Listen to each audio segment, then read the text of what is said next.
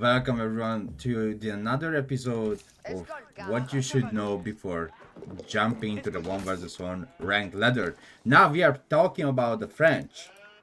The French civilization can start with 2 scout if you wish. The reason behind that because you have much faster production compared to any other civilization starting in the Dark Age.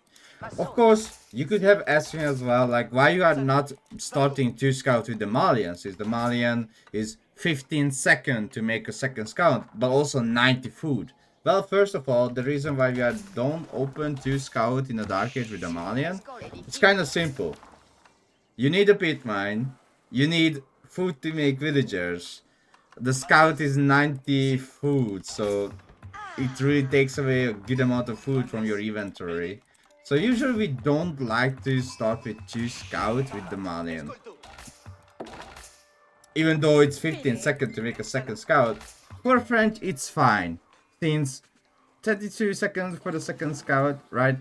And your villagers makes a 17 second, which is again fine. So the usual thing what we like to do with French is 8 villager on food, 2 villager on gold. This is your simple base thing that you always have to do with most of the civilization, right? If you are playing against not really an aggressive civilization, let's say someone who doesn't Dark Age rush, someone who, you know, little bit boomy, what you can do, if you do 2 scouts, you can send your villagers, the starting villagers, immediately to the closest deer.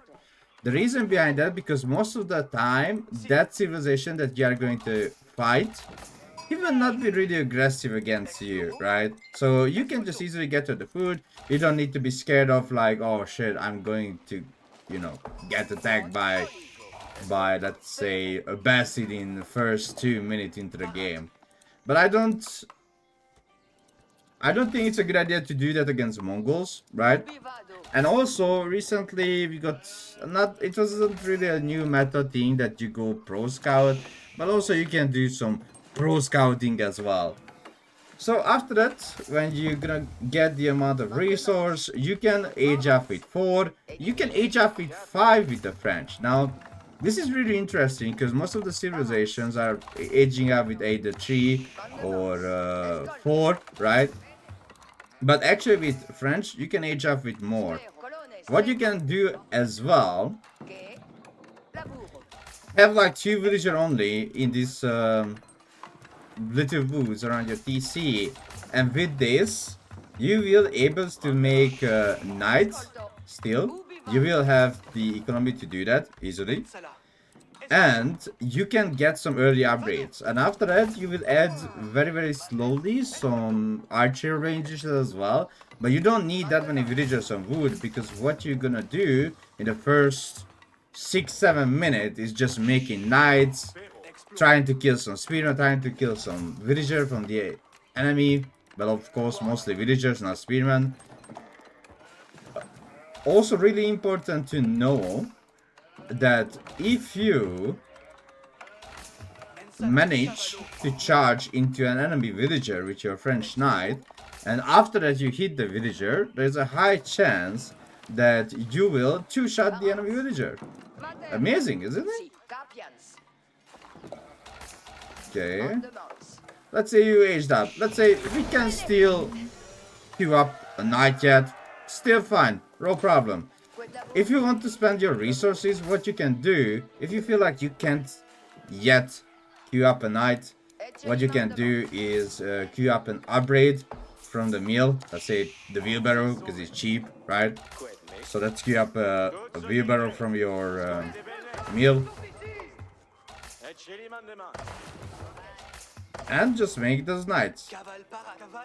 Knight. Alright. Well, we are making knight. There is another option as well what you can do. Let's say you age up, and let's say you make 1 or 2 knight. After that, what you can do is put some villagers on stone and put some villagers on wood. This is really good as well. You can make like 1 knight, you can make like 2 knights, a little bit bait out your opponent, you know, that, oh my god, I need to react, I need to do this, I need to do that. While at the same time, you are going second TC. Like, why not? And again, we are making villagers faster. We are making villagers in 17 seconds. So, we are reaching the night. You just go right-click the enemy with your French knights around their base. And at the same time, you can even go to TC. So, there are like multiple things that you can do with the starting of the French civilization, which also makes it really, really flexible. What I like with the French, I think it's like a hidden gem from the French civilization, that they are not bad at booming, because the faster villager, right? If, example, the Chinese want to get faster villager production, they have to get Song Dynasty, right? But for the French, you don't need to get Song Dynasty. You start making villagers from Dark Age faster, which is, again, amazing. So after that, you can just go second TC. From the second TC, you will also make villagers really, really fast. So you can either drop a TC on your deer, or you can drop a TC next to your gold. Both idea are good. I would not suggest you to go to TC when you are playing against a nice civilization, right? In a 1 versus 1. But if you are not playing against a nice civilization, you can easily go to TC. And it's not a late second TC for you, because at the same time, you are around your opponent, right? Like, doing some knight stuff around his base. And you can still make knights as well. So you are not really behind, you are not delayed, you are still perfect. What you need to do, if you can snipe a villager like this, look, snipe, get closer, right click, boom, villager is dead. The reason behind that, because you get 3 extra damage for the French knight. I think even says it here. Gains bonus damage for 5 seconds after charging, effective against most units. And you get 3 extra damage on the French knight. Now, you can upgrade this furthermore later on in the any stable or school of career, anywhere you can upgrade it, or in the Royal Institute. Increase Royal Knight bonus damage after a charge from 3 to 10. So when you get to the Castle Age, those charge damage is gonna be even better, because this bonus again applies when you finish the charge. You finish the charge ability, and that's it. So from here on, there are 2 things we can do. We can do castle, we can do farming, we can do pro scout, we can, like, there are many options that you can do. You can still make archer ranges, extra stables, but how you want to put all these buildings is literally like this. You don't want to put an archer range here or a stable here. What every French player does and should do, if they're not, they're trying to put all the production buildings in a square. The reason behind that, because as soon as you reach to the Castle Age, you want to put a keep in the middle over there. So, for the French, I'd really like to put the farms around the second TC, because most of the time my production buildings are on the first TC. But of course, it's not a problem for like building here a farm, or building here a farm, or building here a farm. But I can't build here a farm or anything else, because I want to build here a keep, and I want to stay with my production buildings there as well. So what else we have for the French for the Feudal Age? Also, the French civilization is perfect on water maps. It's gonna be weird to say, but it is really nice. The reason behind that, because your docks are giving 10 extra population. So you can play on like Nagari, Four Lakes, etc. This kind of water maps. Really nice for the French. You get 10 extra. So it's like a house. Your dock is a house as well.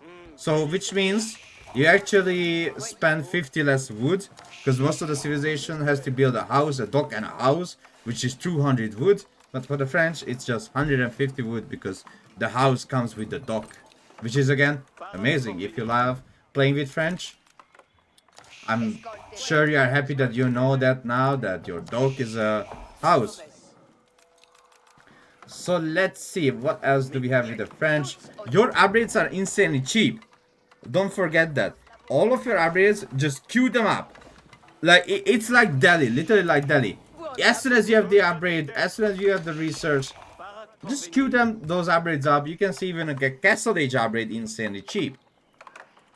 The other thing which is really important is trade. Your water trade is much stronger. So if you ever get into a situation where you are playing, let's say, Archipelago, and you can get or Warring Islands, and you can get a really good trade, your traders, water traders, are actually better than most civilization water traders. So just keep in mind. Alright, we have two options. I didn't talk about the Chamber of Commerce to get into the feudal, because most of the time when you are a beginner player, you are just starting with playing with French, you don't want to get into a really confusing landmark, which is the Chamber of Commerce, which is give you automatically free traders, but like making here the Chamber of Commerce would be not really useful, right? So it wouldn't be that good. So let's see. Let's go to the next stage. There are two options. Guild Hall is my favorite option, but if you have a lot of knights, again, if you have a lot of knights, go with the Royal Institute. It's only worth it if you have a lot of knights. I've never seen a single player go Royal Institute with 0 knight. Most of the players, when they go with Royal Institute, they have a lot of knights. It's only worth it because you can get the Royal Bloodline in Castle Age, right? But if you don't have knights, just stay with the Guild Hall. I like the Guild Hall. It's a really nice landmark. It's easy to use. I love it. Alright, let's build a few more production buildings.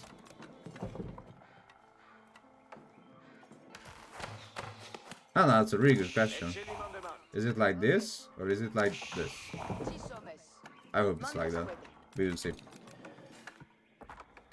With the French, what I'd really like to utilize, it's not the same as like Jeanne d'Arc. With Jeanne d'Arc, you can spam barracks as well. With French, I personally hate spamming barracks. I hate making men-at-arms. I hate making spearmen. I think when you are playing with the French, you don't need to spam those kind of mini infantry units, but you want to specialize yourself on making archers, abattier, and the hand cannoneer later on. Now you have reached to the next stage. What you will literally notice if you build the blacksmith, it's really important. Blacksmith builds up and boom, your damage upgrades always free. You don't need to, like, this is one of the most weirdest thing with the French. I don't know why we have that for the French, but one of the passive ability for the French is that your your damage upgrade is always free, right? Awesome. You get that always for free. Really nice. So now I'm gathering up the stone that we need, and we will talk about why is it so important to have the stone and have the keep. Again, don't forget the French has their keep 10% cheaper as well, so instead of 900 stone, it's only 810 stone to build it with the French civilization. It's like really nice addition, since you can make more keeps around the map as well. And as I said, French civ really like to make the production buildings around the keep. So if you did everything correctly, you're gonna have a keep, right? You build it down, and all these buildings in the influence of the keep will receive a little bit of, you know, cheapering. But only the archer range and the school of cavalry is affected by the keep. Now, if you want to give this little bit of cheaper cost for your units, for like infantry or siege, then you have to play Jeanne d'Arc, because Jeanne d'Arc has that kind of thing. That you can make your infantry units, melee infantry units cheaper as well, and your siege cheaper as well, and your monks. For the French, monks are nothing unique, they are simple monks, but they have some unique siege.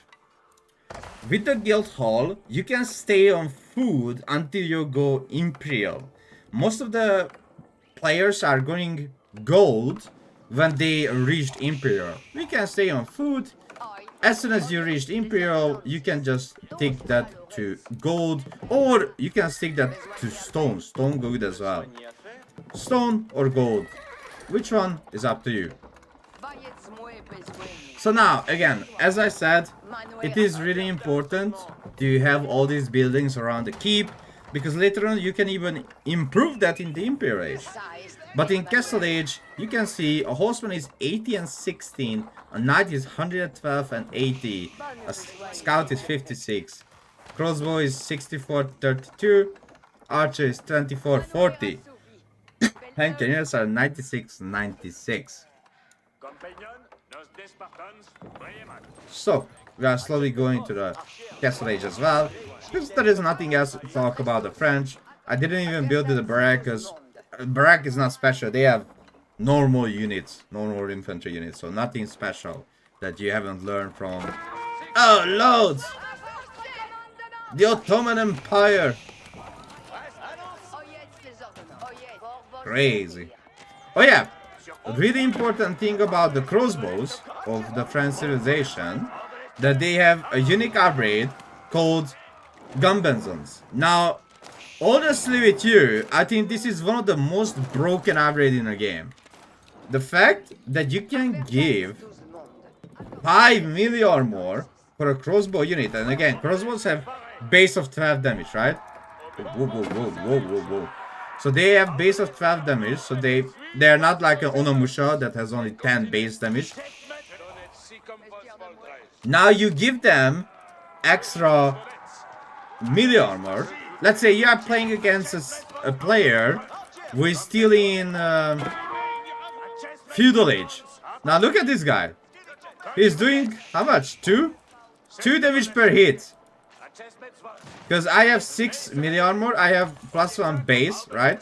So he's doing 2 damage per hit with a Feudal Spearman. And he has +1 damage as well on the blacksmith. So that's how important it is to have ability with French. And also, the really important thing, so many players doing a mistake with that. Abeti Pavi's ability doesn't give you more melee armor. It gives you ranged armor, just like the Gumbenzon, and gives you +1 ranged, what's that? Ranged.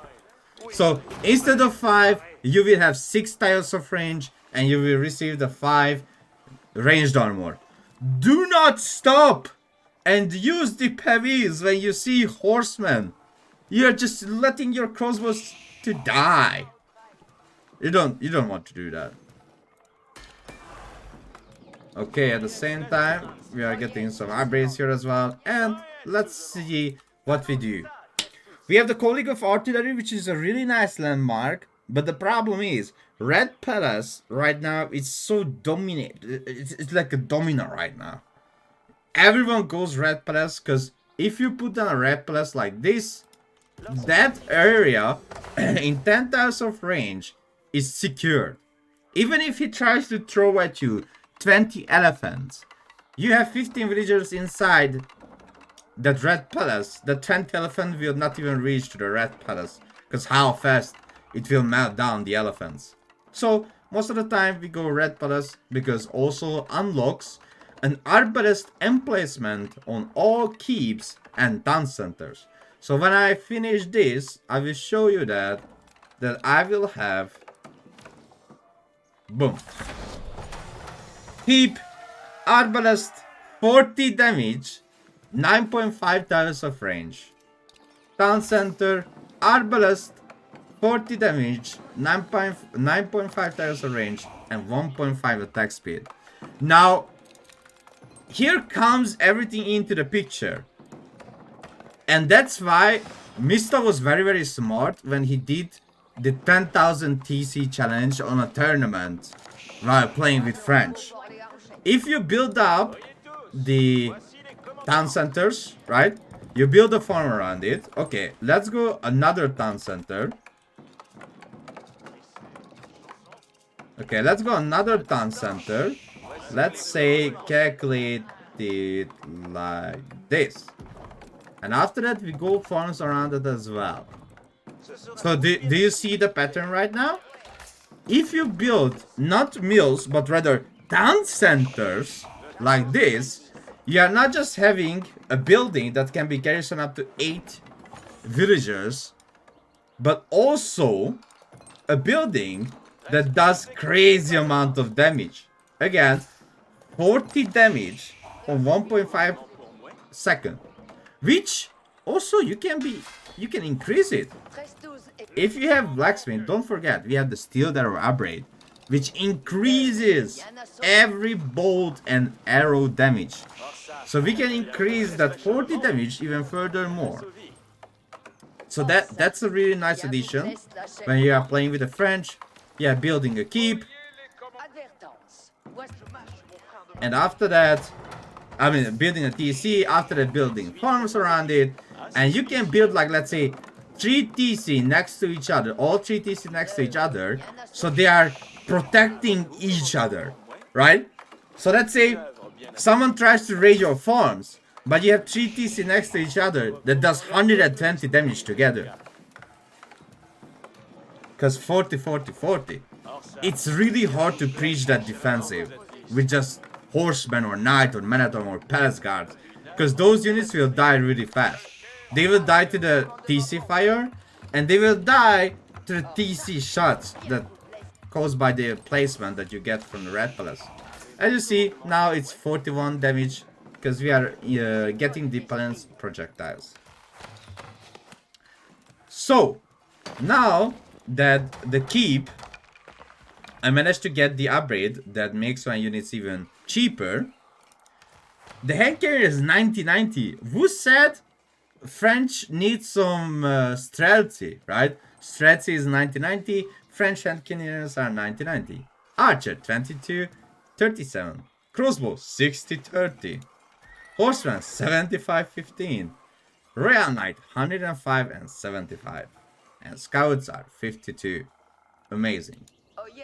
Now, what you have as a strength as well later on is your strong cavalry units. I would say rather not make knights in Imperial unless you have a good trade. If you don't have a good trade, don't do that. What you should spend your gold, your investment, it's very simple. You don't need the elite army tactics. You don't even think about that. You don't need that. You rather want to think about incendiary arrows, because you will make a lot of crossbows with French. Civ bowstring, you will make a lot of archers as well. Or if you feel like you have a crazy amount of gold, you can get the serpentine powder, and you can mix some ranged units together. Now what will happen? Okay, this is gonna be crazy. Even talk about it. It's gonna be crazy. I'm still missing one upgrade. Your crossbowman is your secondary tank.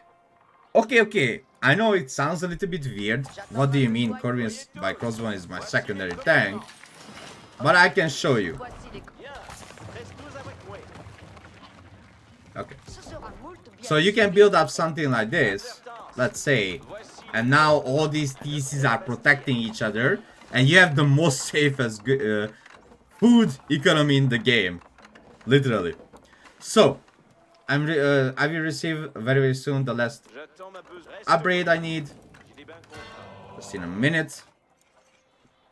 Not even a minute. 5 seconds. From here, Ram Bloodline, really important. One of the best biology upgrade in the game. 35% extra health for your cavalry units. So we're gonna get that immediately. Now, let's talk about the upgrade here a little bit more in the Imperial Age. They have 10 melee armor, right? And they can have 8 ranged armor if you activate the Pevy's ability. I don't have one of the ranged armor finished yet, but as you see, if I activate this, and if I get the other ranged armor as well, I can have 8 ranged armor, and I have 10 melee armor, which is most of the melee units. Even horseman a little bit struggles against the French crossbowman, because how crazy their stats are. This is crazy. for a unit that costs only 60-30 under a keep, right? So it costs only 60-30, has 10 melee armor, and it can do 22 damage. Let's skip it up a little bit. Okay.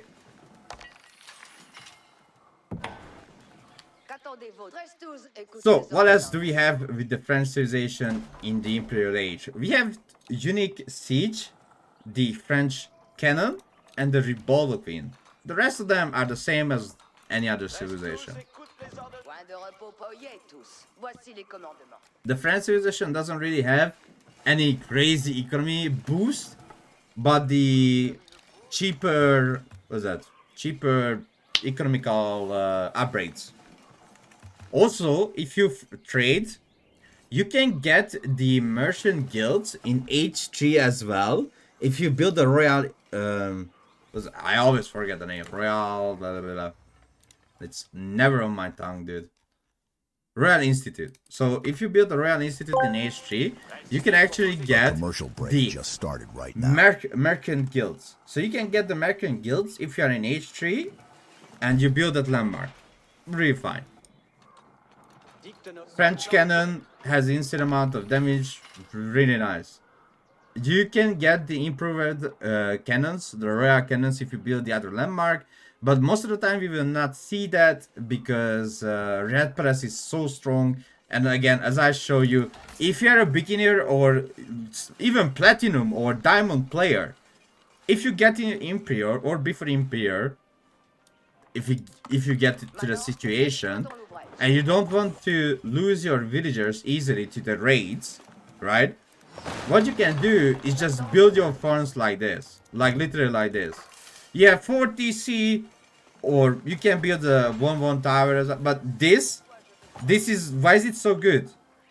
Because if you lose villagers, you can just immediately remake them, because you have a lot of TC. And now this is 43 damage, 43 damage, 43 damage, 43 damage. Now imagine horsemen trying to raid that place, right? They're gonna die so fast. I'm not even joking. They're gonna die so fast. This is crazy. So let's see a feudal unit. How much HP a feudal unit has? 70. How much HP a Castle Age unit, let's say crossbow, has? 95. Archer 8. Oh, that's veteran archer. Never mind. Or horseman 243, which means all these TCs just do 2. I mean, you can get yourself and just one-shot it and 8 dead. So that's why it's really, really strong if you do it like this. Your farms. Listen to me. It's gonna save you a lot. When you play, it's gonna save you a lot of not really focusing on your farm, on your villagers, on your food villagers, if you are doing it like that.